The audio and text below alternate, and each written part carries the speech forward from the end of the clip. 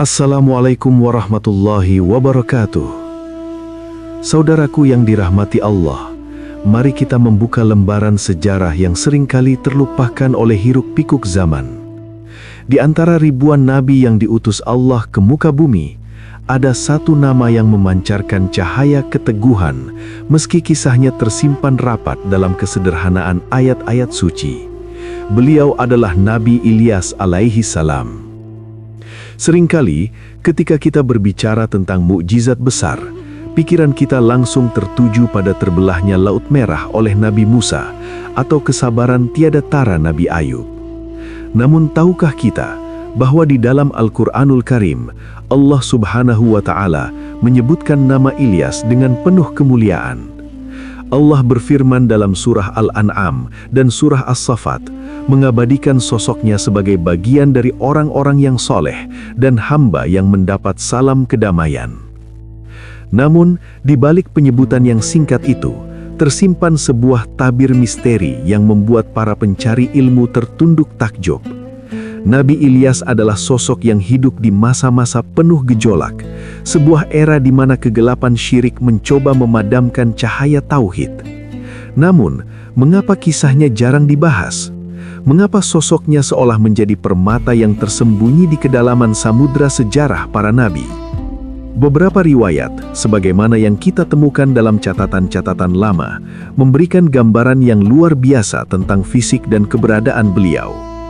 Ada sebuah riwayat yang menggetarkan hati, menyebutkan bahwa Nabi Ilyas memiliki postur tubuh yang luar biasa besar, bahkan dikatakan mencapai tinggi 150 meter. Sebuah angka yang melampaui logika manusia modern, namun menjadi pengingat betapa agungnya ciptaan Allah di masa lampau. Tak hanya itu, sebutan tentang sayap dan transformasi gaibnya seringkali menyertai kisah-kisah beliau, menjadikannya salah satu nabi dengan dimensi mukjizat yang sangat unik. Nabi Ilyas diperkirakan hidup pada rentang waktu 910 hingga 850 sebelum Masehi. Ia hadir bukan sekedar sebagai pemberi peringatan, melainkan sebagai oase di tengah padang pasir kekufuran yang gersang. Melalui bab 1 ini, kita diajak untuk menyadari bahwa setiap nabi yang disebut Allah dalam kitabnya memiliki misi khusus yang relevan sepanjang masa. Ilyas alaihi salam bukan sekedar nama dalam silsilah. Beliau adalah simbol perlawanan terhadap berhala-berhala modern yang kini mungkin tidak berbentuk patung emas, melainkan berbentuk hawa nafsu dan kesombongan. Mari kita merenung. Di balik sedikitnya ayat yang menceritakan beliau, tersimpan pesan kuat bahwa kemuliaan seorang hamba tidak ditentukan oleh seberapa banyak manusia membicarakannya, melainkan seberapa teguh ia berdiri di jalan Allah ketika seluruh dunia berpaling. Saudaraku, mari kita persiapkan hati, karena kisah ini bukan sekedar dongeng sebelum tidur, melainkan sebuah perjalanan ruhani untuk melihat bagaimana pertolongan Allah datang kepada mereka yang ikhlas, melalui cara-cara yang tak pernah terbayangkan oleh akal manusia. Inilah awal dari penelusuran kita terhadap sang nabi yang misterius, nabi yang membelah keheningan sejarah dengan pekikan La ilaha illallah. Saudaraku, sebelum kita melangkah lebih jauh ke dalam medan dakwah yang penuh rintangan, penting bagi kita untuk mengenal siapa sebenarnya sosok yang Allah utus ini. Mengenal silsilah seorang nabi bukan sekedar menghafal nama, melainkan memahami akar kemuliaan yang diwariskan dari generasi ke generasi. Nabi Ilyas alaihi salam diperkirakan hidup sekitar tahun 910 hingga 850 sebelum Masehi. Di dalam khazanah keilmuan Islam, terdapat diskusi yang menarik di kalangan para ulama mengenai identitas beliau. Jika kita membuka riwayat dari Ibnu Mas'ud, ada pendapat yang menyatakan bahwa Ilyas sebenarnya adalah Nabi Idris. Namun, mayoritas ahli tafsir dan sejarawan Islam memiliki pandangan yang berbeda dan lebih kuat. Mayoritas ulama menyatakan bahwa Nabi Ilyas bukanlah Nabi Idris. Perbedaan ini didasarkan pada urutan waktu dan keterangan dalam Al-Quran. Jika kita mentadaburi surah Al-An'am ayat 84 hingga 85, di sana tersirat bahwa Nabi Ilyas adalah keturunan dari Nabi Nuh atau Nabi Ibrahim. Sementara itu, kita tahu bahwa Nabi Idris hidup jauh sebelum masa Nabi Nuh. Maka, pendapat yang paling masyhur dan dipegang oleh banyak ahli sejarah adalah bahwa Nabi Ilyas merupakan keturunan dari Nabi Harun bin Imran. Artinya, Nabi Ilyas adalah bagian dari keluarga besar Bani Israel. Beliau adalah cucu atau keturunan dari saudara kandung Nabi Musa alaihi salam. Darah kenabian mengalir deras dalam nadinya. Beliau mewarisi ketegasan Nabi Musa dan kefasihan lisan Nabi Harun. Silsilah ini menempatkan Nabi Ilyas pada posisi yang sangat strategis dalam sejarah Bani Israel, sebuah kaum yang seringkali membangkang meski telah diutus banyak nabi kepada mereka. Saudaraku, identitas Nabi Ilyas sebagai keturunan Harun juga menjelaskan mengapa dakwah beliau begitu terfokus pada perbaikan akidah masyarakat yang telah menyimpang jauh. Beliau muncul di saat kaumnya mulai melupakan hukum-hukum yang dibawa oleh Nabi Musa dan Nabi Harun dan justru berpaling kepada kekuatan-kekuatan selain Allah. Inilah sosok yang akan kita ikuti perjalanannya. Seorang hamba pilihan yang bangga dengan garis keturunannya, namun tetap rendah hati di hadapan Sang Pencipta. Saudaraku yang dirahmati Allah, setiap pejuang kebenaran pasti membawa bekal. Dan bekal terbaik bagi seorang utusan adalah keteguhan hati, serta kemampuan menyampaikan kebenaran dengan jelas. Nabi Ilyas alaihissalam tidak muncul begitu saja di tengah kaumnya. Beliau membawa warisan spiritual yang sangat besar dari leluhurnya, Nabi Harun alaihissalam. Jika kita menengok kembali sejarah di Lembah Sinai, kita akan mengingat bagaimana Nabi Harun ditunjuk oleh Allah Subhanahu wa Ta'ala untuk mendampingi Nabi Musa.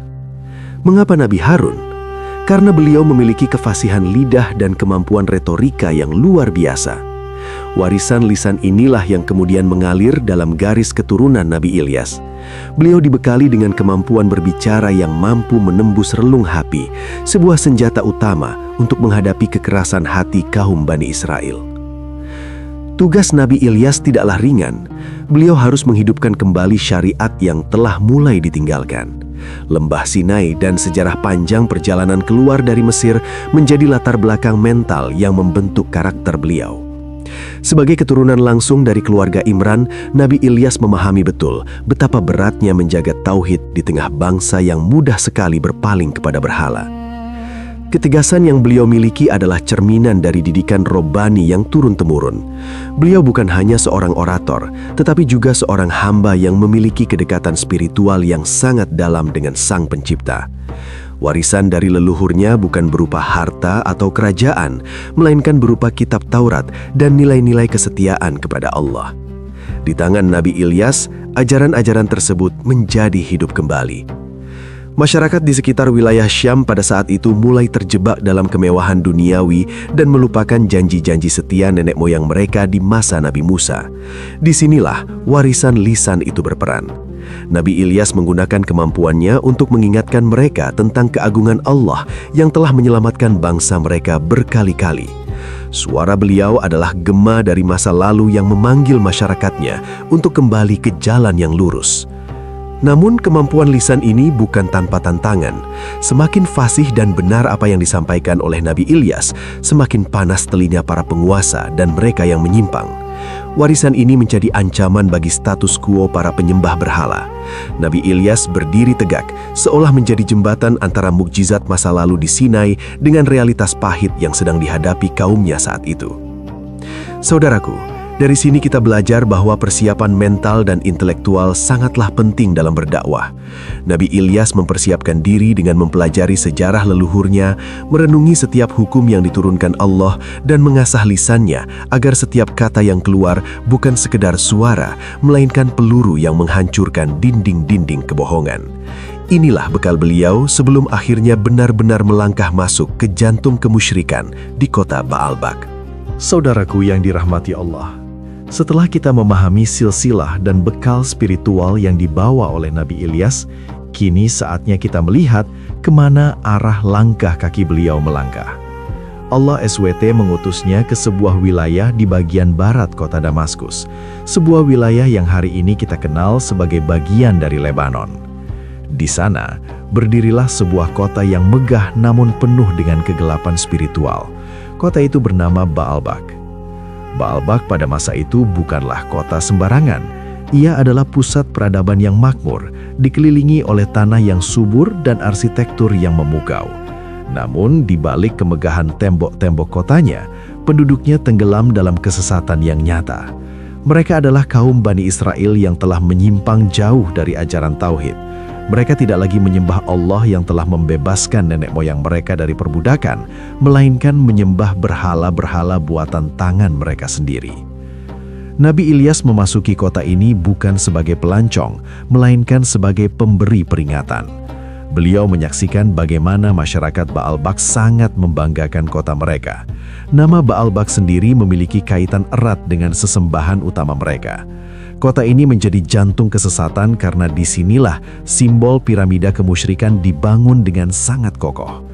Penguasa dan rakyatnya hidup dalam gelimang harta, namun jiwa mereka gersang karena berpaling dari cahaya ilahi.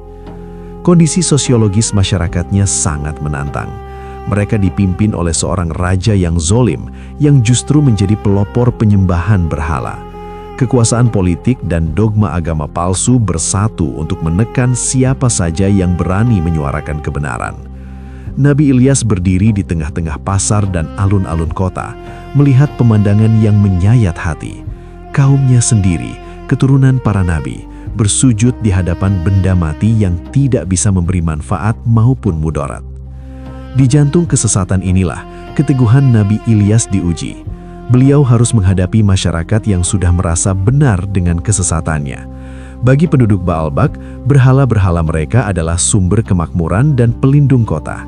Mereka tidak menyadari bahwa kemakmuran yang mereka nikmati hanyalah istidraj, uluran kenikmatan dari Allah yang sebenarnya adalah awal dari kehancuran. Nabi Ilyas memandang tembok-tembok Baalbak dengan tatapan sedif sekaligus tekad yang kuat. Beliau tahu bahwa tugas ini akan mengancam nyawanya. Namun, api tauhid di dalam dadanya jauh lebih besar daripada rasa takutnya terhadap ancaman manusia. Disinilah, di kota yang menantang langit ini, Nabi Ilyas memulai babak baru perjuangannya.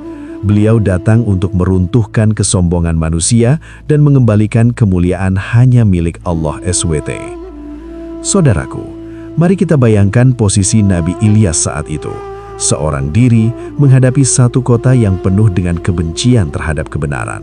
Namun beliau yakin bahwa dimanapun kesesatan memuncak, disitulah pertolongan Allah akan nampak bagi hambanya yang setia. Saudaraku yang dirahmati Allah, setiap kesesatan biasanya memiliki simbol kebanggaan. Dan bagi penduduk Baalbak, simbol itu adalah Baal. Di puncak sebuah bukit yang tinggi, berdiri sebuah monumen kesombongan manusia yang sangat megah. Sebuah patung raksasa yang terbuat dari emas murni, berkilauan tertimpa cahaya matahari, seolah-olah hendak menantang keagungan langit. Inilah berhala Baal, sesembahan yang membuat kaum Bani Israel berpaling dari Tuhan semesta alam. Mengapa mereka memilih bukit yang tinggi? Dalam logika kaum yang sesat, tempat yang tinggi dianggap sebagai singgasana kekuatan.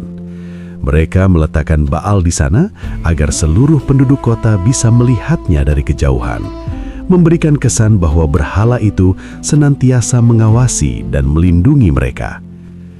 Patung emas ini bukan sekedar benda mati bagi mereka. Ia adalah harga diri, identitas, dan sumber keyakinan palsu yang mendarah daging. Baal digambarkan sebagai penguasa kesuburan dan badai. Masyarakat Baalbak percaya bahwa setiap tetes hujan yang membasahi tanah mereka dan setiap hasil panen yang melimpah adalah pemberian dari patung emas tersebut. Mereka melupakan bahwa Allah lah yang mengendalikan awan dan Allah lah yang menumbuhkan biji-bijian dari bumi.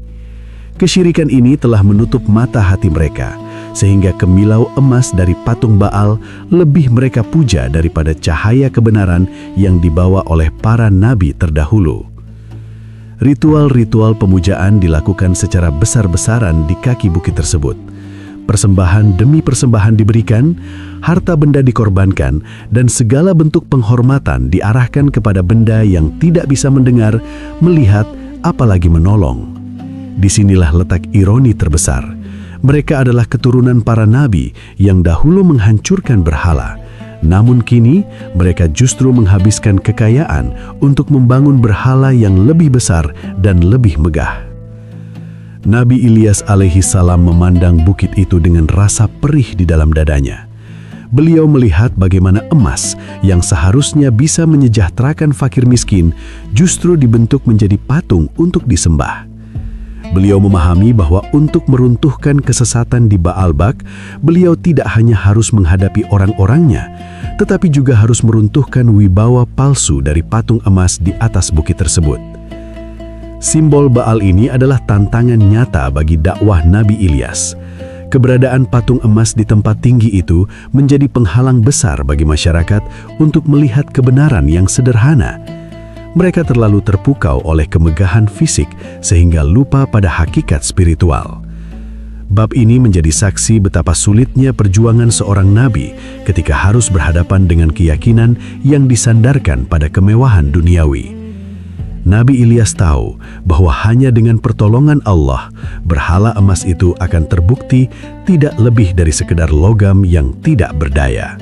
Saudaraku yang dirahmati Allah, keberanian seorang nabi tidak diukur dari jumlah pedang yang ia miliki, melainkan dari keteguhan lisannya saat berdiri di hadapan penguasa yang zalim. Setelah menyaksikan kemusyrikan yang merajalela di pasar-pasar dan di atas bukit Baalbak, Nabi Ilyas alaihi salam melangkahkan kakinya menuju pusat kekuasaan, istana raja. Beliau tahu bahwa kesesatan rakyat seringkali berhulu dari kesesatan pemimpinnya. Di balik tembok istana yang kokoh dan dijaga ketat, Nabi Ilyas berdiri dengan penuh wibawa. Beliau tidak datang untuk meminta harta atau kedudukan, melainkan membawa risalah yang akan mengguncang singgasana sang raja. Dengan suara yang lantang dan tegas, beliau menyerukan kalimat tauhid. Beliau mengajak sang raja dan para pembesar istana untuk meninggalkan penyembahan kepada berhala Baal dan kembali bersujud kepada Allah, Tuhan semesta alam, yang telah menciptakan mereka dan memberi mereka kekuasaan. Mengapa kalian menyembah Baal dan kalian tinggalkan sebaik-baik pencipta? Inilah inti dari dakwah Nabi Ilyas. Beliau menantang logika sang raja. Beliau menjelaskan bahwa kemegahan istana dan kekuatan militer yang mereka banggakan hanyalah titipan sementara. Allah SW yang disembah oleh nenek moyang mereka adalah satu-satunya yang berhak menerima pengabdian. Dakwah ini bukan sekadar ajakan beragama, melainkan sebuah revolusi mental untuk meruntuhkan kesombongan manusia yang merasa setara dengan Tuhan. Namun, di dalam aula istana yang mewah itu, seruan Nabi Ilyas disambut dengan tatapan dingin dan tawa ejekan. Sang raja yang merasa posisinya terancam oleh ajakan tauhid menolak dengan keras. Baginya, Baal adalah pelindung kerajaan yang telah memberikan kemakmuran. Para penasihat raja pun ikut memanasi suasana, menuduh Nabi Ilyas sebagai pemecah belah persatuan bangsa dan penghina tradisi leluhur. Mereka lebih memilih kenyamanan dalam kesesatan daripada keselamatan dalam kebenaran.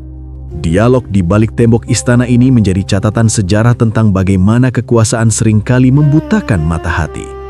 Nabi Ilyas dengan sabar memaparkan bukti-bukti kekuasaan Allah, namun hati sang raja telah sekeras batu. Istana yang seharusnya menjadi tempat mengayomi rakyat justru menjadi benteng pertahanan bagi kemusyrikan.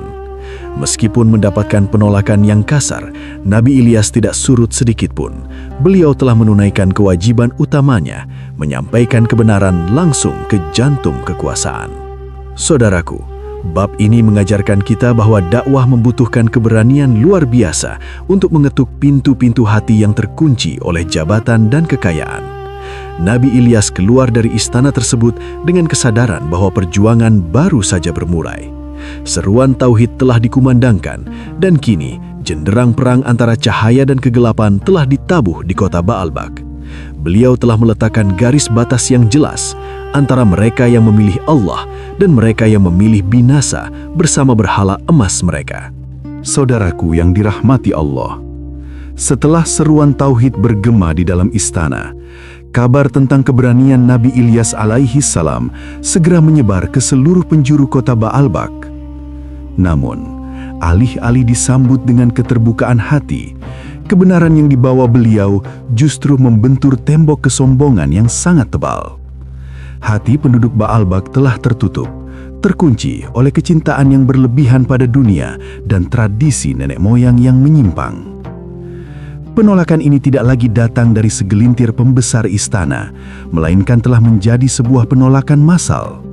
Di pasar-pasar, di sudut-sudut kota, hingga ke pemukiman penduduk, nama Nabi Ilyas menjadi bahan cemoohan. Mereka merasa terusik karena ajakan beliau mengancam kenyamanan hidup mereka yang selama ini bersandar pada pemujaan berhala Baal. Bagi mereka, mengikuti ajaran Nabi Ilyas berarti harus meninggalkan kemewahan dan ritual-ritual yang sudah mendarah daging. Nabi Ilyas tetap teguh. Beliau tidak mundur meski mendapatkan serangan verbal dan pengucilan. Beliau menyaksikan bagaimana kaumnya sendiri yang secara garis keturunan seharusnya mengenal Tuhan Nabi Ibrahim dan Nabi Musa, justru lebih memilih bersujud di hadapan patung emas yang bisu. "Apakah kalian tidak bertakwa?" seru beliau di tengah kerumunan.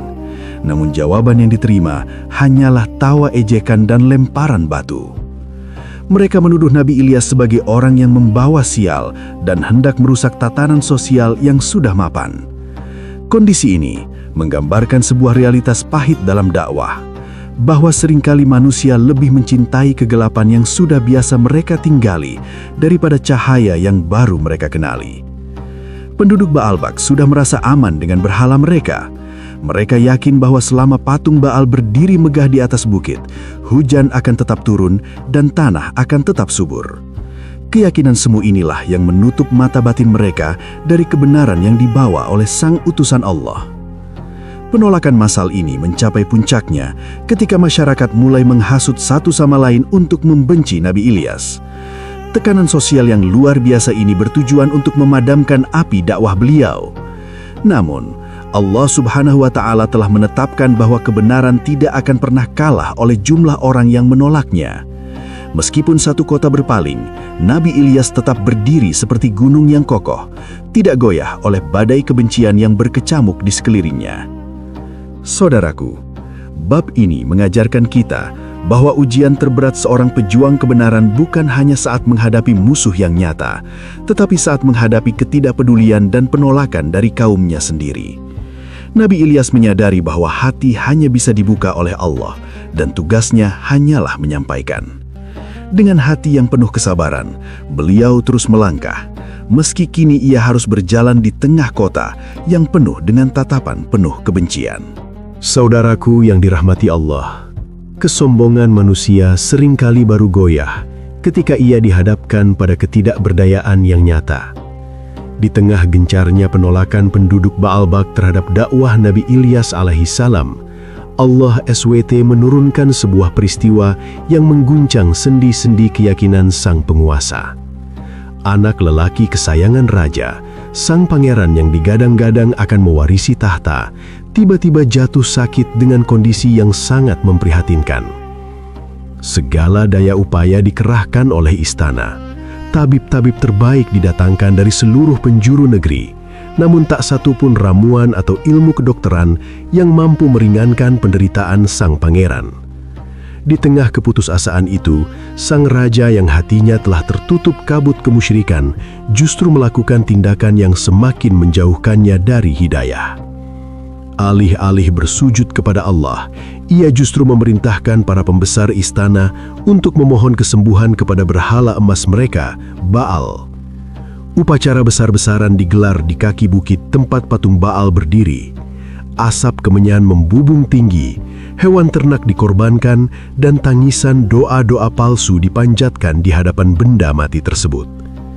Namun apa yang terjadi? Patung emas itu tetap bisu. Ia tidak mampu memberikan napas kehidupan, tidak pula mampu mengusir rasa sakit yang menggerogoti tubuh sang pangeran. Emas yang berkilauan di atas bukit itu terbukti hanyalah logam tak berdaya yang tidak memiliki otoritas sedikit pun atas takdir manusia. Dalam keadaan kalut, sang raja mencoba mencari jalan keluar lain. Ia mengirim utusan untuk mencari petunjuk dari tuhan-tuhan lain yang disembah oleh bangsa di sekitarnya. Disinilah Nabi Ilyas alaihissalam muncul, memberikan peringatan yang sangat tajam. Beliau mencegat para utusan raja tersebut dan menyampaikan pesan yang menggetarkan. Apakah tidak ada Tuhan di tengah-tengah Bani Israel, sehingga kalian harus meminta bantuan kepada tuhan-tuhan palsu di tempat lain? Pesan Nabi Ilyas ini adalah sebuah tamparan keras bagi kewibawaan raja. Sang Nabi menegaskan bahwa kesembuhan dan kematian berada sepenuhnya di tangan Allah SWT.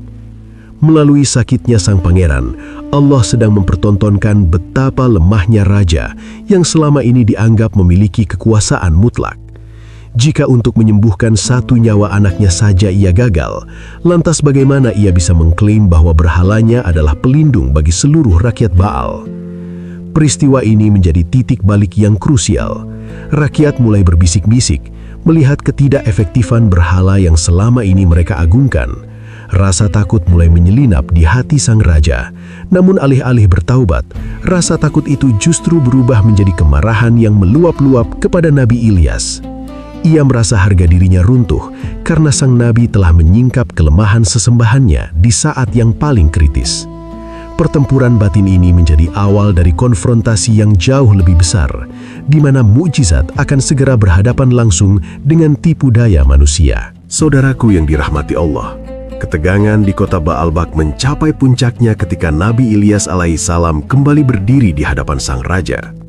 Kali ini, pertemuan mereka bukan lagi sekadar penyampaian risalah rutin, melainkan sebuah konfrontasi batin yang sangat dalam. Sang raja, yang sedang dirundung duka dan keputusasaan karena kondisi putranya yang tak kunjung membaik, menatap Nabi Ilyas dengan mata yang menyala antara amarah dan harapan yang tersisa.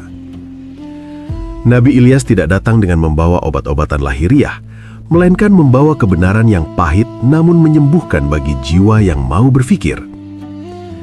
Beliau menatap langsung ke arah mata sang penguasa dan melontarkan pertanyaan yang mengguncang logika. Wahai raja, engkau memiliki kekuasaan atas manusia. Engkau memiliki emas yang melimpah untuk membangun berhala itu. Namun mengapa engkau tidak mampu memerintahkan nyawa untuk tetap tinggal di tubuh anakmu? Pertanyaan itu menghunjam jantung sang raja.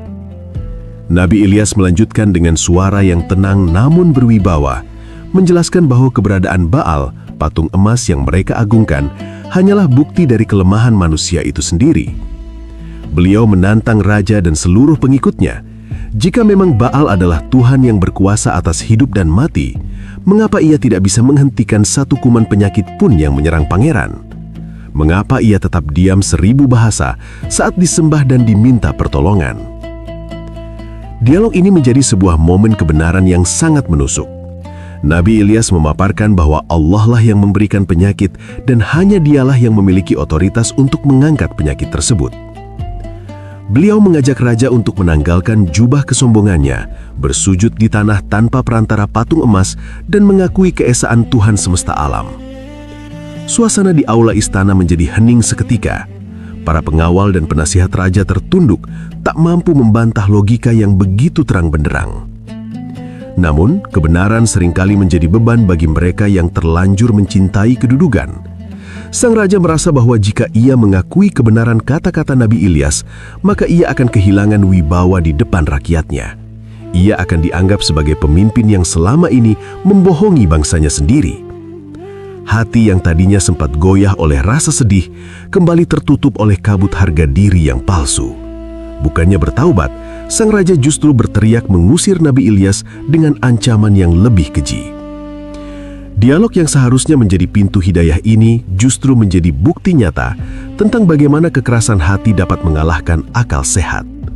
Nabi Ilyas meninggalkan istana dengan perasaan duka, bukan karena ancaman sang raja, melainkan melihat betapa manusia lebih memilih binasa bersama kebohongannya daripada selamat bersama kebenaran.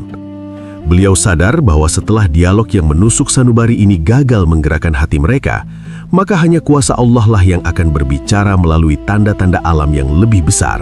Saudaraku yang dirahmati Allah, ketika kebenaran tidak lagi bisa dibantah dengan lisan, maka kebatilan biasanya akan menggunakan cara-cara kekerasan.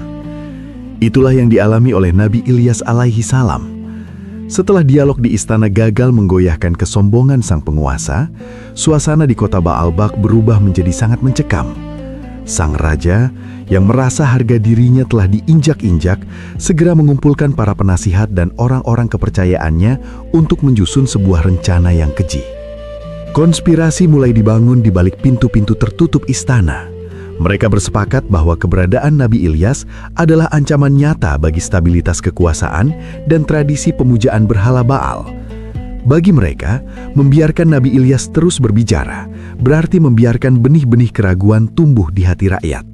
Maka, sebuah keputusan gelap diambil. Nabi Ilyas harus disingkirkan selamanya. Mereka memprovokasi massa dengan menyebarkan fitnah bahwa sang nabi adalah pembawa sial yang menyebabkan pangeran sakit dan akan mendatangkan bencana bagi seluruh kota. Hasutan tersebut menjalar cepat seperti api di padang rumput yang kering. Rakyat Baalbak yang hatinya sudah tertutup oleh kefanatikan buta terprovokasi. Mereka yang tadinya hanya mencemooh, kini mulai bertindak anarkis. Di bawah komando para prajurit istana yang menyamar, massa mulai mengepung tempat di mana Nabi Ilyas biasa menyampaikan dakwahnya. Suasana ketenangan kota pecah oleh teriakan-teriakan penuh kebencian yang memanggil nama sang nabi dengan penuh kemarahan. Puncaknya, terjadi sebuah peristiwa yang sangat menyedihkan. Saat Nabi Ilyas berdiri tegak mencoba memberikan peringatan terakhir, hujan batu mulai berjatuhan. Masyarakat yang telah hilang akal sehatnya melempari utusan Allah itu dengan batu-batu tajam. Mereka berharap dengan lemparan itu, suara kebenaran akan bungkam.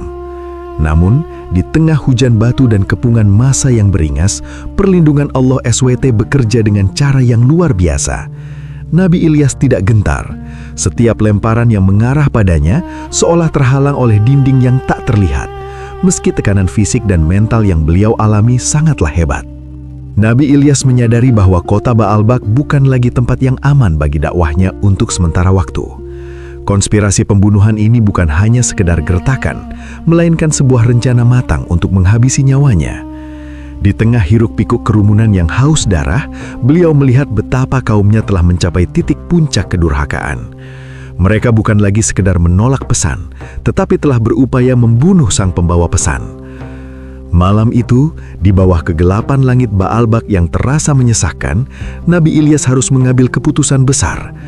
Bukan karena takut akan kematian, melainkan untuk menjaga agar pelita tauhid tidak padam di tangan orang-orang zolim. Beliau mulai merencanakan langkah untuk meninggalkan kota, mencari perlindungan di tempat yang hanya diketahui oleh Allah. Peristiwa hujan batu dan konspirasi ini menjadi pemisah yang jelas antara hamba-hamba Allah yang sabar dengan kaum durhaka yang telah mengundang azab bagi diri mereka sendiri. Saudaraku yang dirahmati Allah, ketika bumi yang luas terasa menyempit akibat kezoliman manusia, maka hijrah menjadi jalan yang dipilih oleh para kekasih Allah. Setelah peristiwa hujan batu dan rencana pembunuhan yang disusun rapi di istana, Nabi Ilyas alaihissalam melangkah meninggalkan kota Baalbak. Beliau pergi bukan karena menyerah kalah, melainkan untuk menjalankan perintah Allah agar risalah tauhid ini tidak terhenti oleh tangan-tangan para pendosa. Pelarian ini bukanlah perjalanan yang mudah. Nabi Ilyas harus menembus kegelapan malam, menghindari patroli prajurit raja yang terus mengejar ke setiap sudut pinggiran kota. Beliau berjalan menyusuri lembah-lembah terjal dan mendaki perbukitan gersang tanpa membawa bekal yang cukup.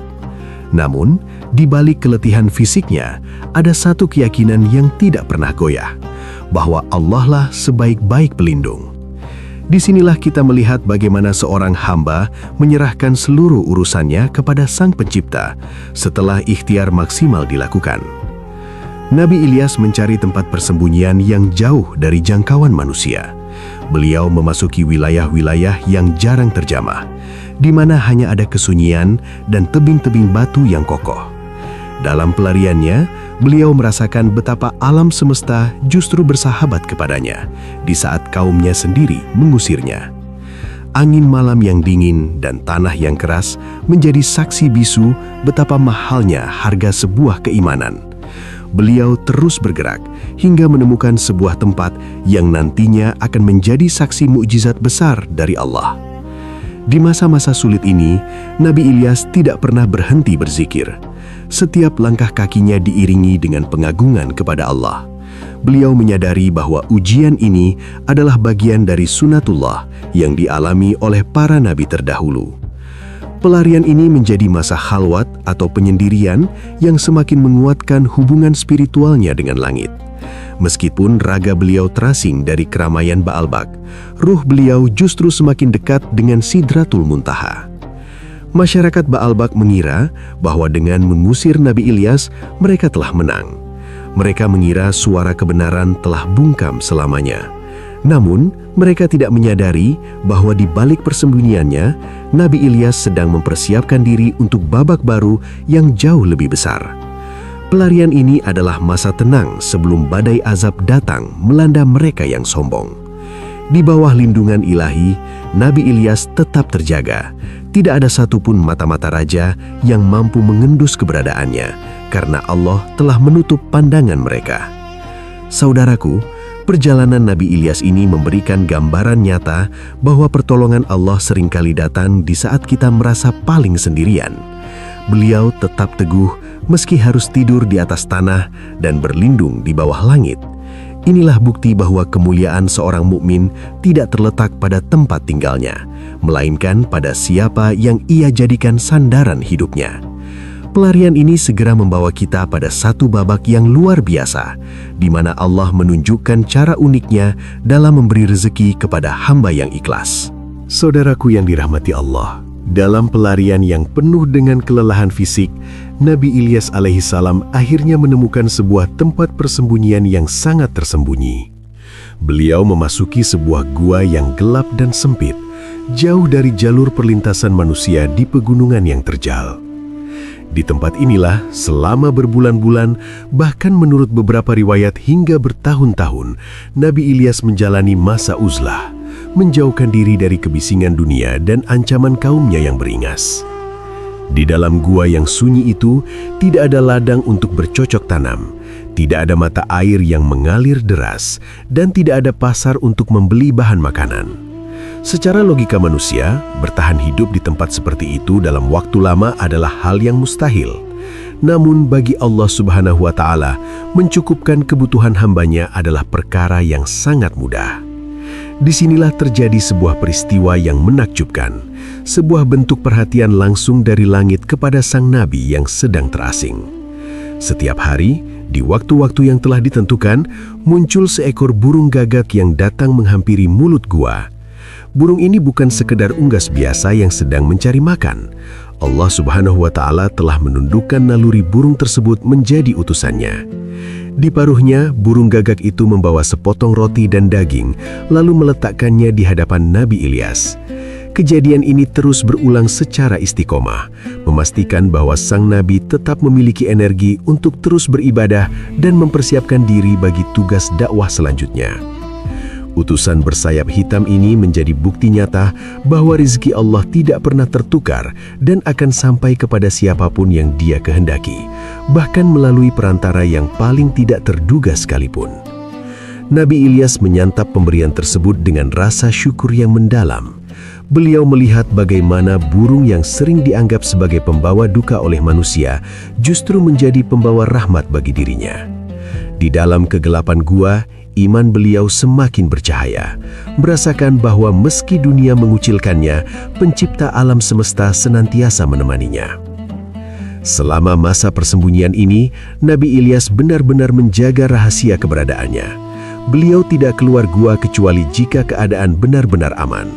Doa-doa beliau terus membumbung ke langit, memohon agar kebatilan di Ba'albak segera berakhir dan cahaya tauhid kembali bersinar. Masa-masa di dalam gua ini adalah masa penggemblengan jiwa. Beliau tidak merasa kesepian karena setiap detik hidupnya diisi dengan tadabur atas kebesaran Allah yang telah mengatur rizkinya melalui cara yang sangat unik. Kisah tentang gagak yang membawakan makanan ini juga meruntuhkan kesombongan logika kaum penyembah Baal. Sementara penduduk kota harus bersusah payah memberikan persembahan kepada patung emas yang bisu hanya untuk mengharap keberkahan, Nabi Ilyas justru diberi makan secara langsung oleh utusan Tuhan tanpa ia harus meminta-minta kepada sesama makhluk. Rahasia gua ini menjadi bukti bahwa perlindungan dan rizki Allah adalah nyata bagi mereka yang ikhlas berjuang di jalannya. Dari sinilah kekuatan mental Nabi Ilyas semakin kokoh untuk menghadapi badai besar yang akan segera melanda kaumnya. Saudaraku yang dirahmati Allah, kesombongan manusia ada batasnya, namun keadilan Allah tidak pernah tertidur. Setelah peringatan demi peringatan melalui lisan Nabi Ilyas alaihissalam diabaikan, bahkan dibalas dengan konspirasi pembunuhan, maka tibalah saatnya alam berbicara atas perintah Sang Pencipta. Kota Baalbak yang dulunya hijau royo-royo dengan mata air yang melimpah dan kebun-kebun yang subur, perlahan mulai berubah menjadi tungku api yang menyiksa. Allah Subhanahu wa Ta'ala menahan tetesan air dari langit. 1 bulan berlalu tanpa hujan, penduduk masih angkuh. 2 bulan berlalu, sungai-sungai mulai mengering, mereka mulai gelisah. Hingga akhirnya, 3 tahun lamanya, langit di atas Baalbak seolah tertutup rapat, membeku tanpa ada segumpal awan pun yang membawa rahmat. Kemarau panjang yang mengerikan ini bukanlah sekedar fenomena alam biasa, melainkan azab yang nyata bagi mereka yang menyekutukan Allah dengan berhala Baal. Bayangkan penderitaan yang melanda kota itu. Tanah-tanah merekah seperti kulit yang terluka. Pohon-pohon kurma dan zaitun yang menjadi kebanggaan mereka mati mengering. Hewan-hewan ternak yang dulu gemuk, kini tulang belulangnya menonjol sebelum akhirnya terkapar menjadi bangkai di jalanan. Kelaparan merajalela dan jeritan haus terdengar dari setiap rumah. Di tengah penderitaan yang hebat ini, sang raja dan rakyatnya kembali mendatangi patung emas Baal di atas bukit. Mereka bersujud, menangis, dan memberikan persembahan terbaik agar hujan segera turun. Namun, apa yang mereka dapatkan? Berhala emas itu tetap berdiri kaku, berkilauan di bawah terik matahari yang membakar, tanpa mampu memberikan setetes pun air. Emas yang mereka agungkan tidak bisa dimakan, tidak bisa diminum, dan tidak bisa memberikan pertolongan. Disinilah kelemahan sesembahan selain Allah tersingkap dengan sangat hina. Mereka yang tadinya sombong dengan kekayaan, kini menyadari bahwa emas sebanyak apapun tidak ada artinya. Nabi Ilyas dari tempat persembunyiannya melihat bencana ini dengan hati yang pedih. Beliau tidak merasa senang atas penderitaan kaumnya, namun beliau tahu bahwa ini adalah satu-satunya cara agar mata hati mereka terbuka. Kemarau panjang ini adalah tamparan bagi logika mereka yang percaya bahwa Baal adalah penguasa kesuburan. Jika benar Baal berkuasa, mengapa ia membiarkan para pemujanya mati kehausan? Mengapa ia tidak sanggup menggerakkan satu awan pun? Krisis ini menciptakan kekacauan total di Baalbak. Rakyat mulai saling berebut sisa-sisa air yang kotor. Kematian menjadi pemandangan sehari-hari. Azab ini memberikan waktu yang cukup bagi mereka untuk berpikir dan merenung. Apakah mereka akan terus bertahan dalam kesyirikan yang mematikan, ataukah mereka akan merendahkan hati untuk mencari kembali nabi yang pernah mereka usir? Di tengah debu yang berterbangan dan panas yang menyengat, sebuah kesadaran pahit mulai tumbuh di tengah masyarakat bahwa keselamatan hanya milik Tuhan yang disembah oleh Ilyas. Saudaraku yang dirahmati Allah, di tengah puncak penderitaan kaum Bani Israel akibat kemarau panjang, Nabi Ilyas alaihi salam mendapatkan perintah untuk keluar dari persembunyiannya. Beliau melangkah di atas tanah Baalbak yang telah retak seribu, menyaksikan bangkai hewan dan wajah-wajah manusia yang kuyu tanpa harapan. Di tengah perjalanan itu, beliau singgah di sebuah rumah penduduk yang masih menyimpan sisa-sisa keimanan. Di sana, beliau bertemu dengan seorang wanita tua dan anaknya yang sedang sakit parah. Seorang remaja bernama Ilyasa. Ilyasa terbaring lemah, tubuhnya kering kerontang dimakan penyakit dan rasa haus yang luar biasa. Sang ibu, dengan sisa tenaga yang ada, menyambut Nabi Ilyas dengan penuh hormat. Disinilah terjadi sebuah peristiwa yang mengharukan sekaligus menunjukkan kebesaran Allah. Nabi Ilyas mendoakan Ilyasa agar diberi kesembuhan. Atas izin Allah Subhanahu wa Ta'ala, penyakit yang diderita pemuda itu hilang seketika. Tubuhnya kembali segar dan semangat hidupnya bangkit kembali. Pertemuan ini bukanlah kebetulan, melainkan takdir yang telah digariskan. Ilyasa kemudian menjadi murid setia dan kelak akan diangkat menjadi nabi penerus risalah beliau. Melihat mukjizat nyata tersebut, sang raja dan sebagian penduduk Baalbak mulai goyah. Mereka menyadari bahwa selama 3 tahun menyembah Baal, tak ada satu tetes air pun yang turun. Akhirnya, dalam keadaan terjepit, sang raja dan kaumnya mendatangi Nabi Ilyas. Mereka menyatakan penyesalan dan berjanji akan bertaubat serta menghancurkan berhala-berhala jika hujan diturunkan. Mereka mengakui bahwa hanya Tuhan yang disembah Ilyaslah yang mampu mengakhiri azab ini. Nabi Ilyas, sebagai nabi yang penuh kasih terhadap umatnya, kemudian berdiri di hadapan halayak. Beliau mengangkat kedua tangannya ke langit, memanjatkan doa dengan penuh kehusyukan agar Allah mencabut azab kemarau tersebut. Beliau meminta agar hujan diturunkan sebagai tanda kasih sayang Allah bagi mereka yang mau bertaubat. Tak lama setelah doa itu dipanjatkan, gumpalan awan hitam mulai muncul di ufuk, menutupi terik matahari yang selama 3 tahun membakar kota itu. Suara guntur menggelegar dan rintik hujan pertama jatuh membasahi bumi Baalbak. Penduduk kota berhamburan keluar rumah, menangis haru, dan membasuh wajah mereka dengan air yang telah lama hilang. Tanah yang mati mulai berbau harum, dan kehidupan seolah kembali berdenyut. Pada saat itu, janji untuk bertaubat diucapkan dengan lantang. Mereka melihat dengan mata kepala sendiri bagaimana doa seorang nabi jauh lebih berkuasa daripada kemilau emas berhala Baal. Namun saudaraku, sejarah mencatat sebuah ironi yang menyayat hati. Setelah hujan turun dan kemakmuran mulai kembali secara perlahan, hati manusia yang lemah seringkali mudah lupa. Sebagian besar dari mereka hanya bertaubat karena takut akan kematian, bukan karena keikhlasan iman. Begitu perut mereka kenyang dan air kembali melimpah, benih-benih pembangkangan mulai tumbuh kembali. Namun bagi Nabi Ilyas, tugasnya telah ditunaikan, dan kehadiran Ilyasa di sampingnya menjadi tanda bahwa tongkat estafet perjuangan telah memiliki penerus yang tangguh. Saudaraku yang dirahmati Allah, setiap perjalanan di dunia ini pasti akan menemui titik akhirnya. Namun, tidak demikian dengan kebenaran yang dibawa oleh para kekasih Allah. Nabi Ilyas alaihissalam telah menuntaskan tugas beratnya di kota Baalbak. Beliau telah menyaksikan bagaimana sebuah kaum dihancurkan oleh kesombongannya sendiri, lalu diberi kesempatan kedua melalui rahmat hujan, namun kembali terjerumus dalam pengkhianatan terhadap janji mereka sendiri.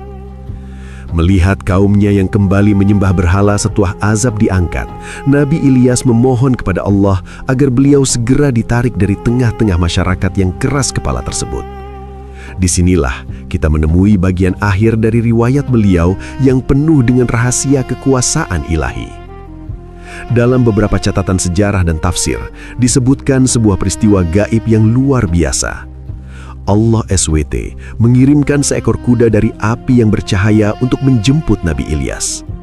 Beliau naik ke atas kuda tersebut dan diangkat menuju langit, menghilang dari pandangan manusia duniawi.